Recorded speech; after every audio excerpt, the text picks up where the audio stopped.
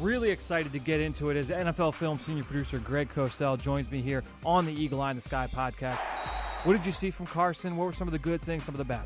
I'll tell you, one of the first things I noticed, and I don't know if you did, I thought that his delivery was much tighter. The way his carriage was, which is how he holds the ball as he's dropping back, led to him throwing the ball with a tighter, a little more compact delivery, and I thought the ball came out well.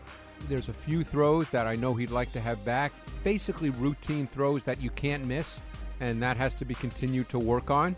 But what we saw is what a lot of people talked about, and you and I talked about when he came out of college, was his ability to make plays outside of structure, and we saw that with the touchdown to Aguilar and the big pass play to Ertz in the fourth quarter, which even though they didn't score on the drive, changed field position, and ultimately, I think, helped wrap up the game.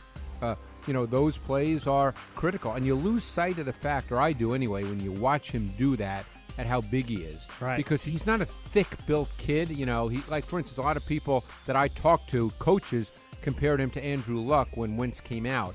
But he's not built like that. Luck is a thicker build. Wentz might weigh the same, but he's built a little more angularly. Yeah. And his movement, I think, reflects that.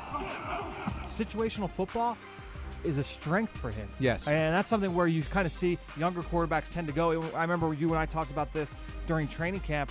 You watched the red zone period and how sharp he was in the red zone, how decisive he was.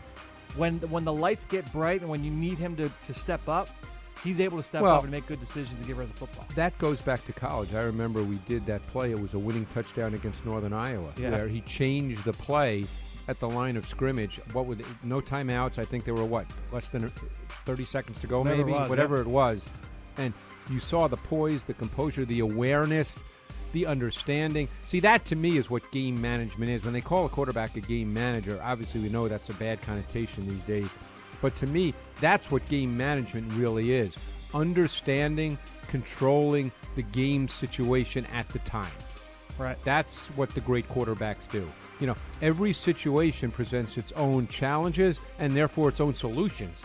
And he's shown the ability to find the solutions, at least mentally.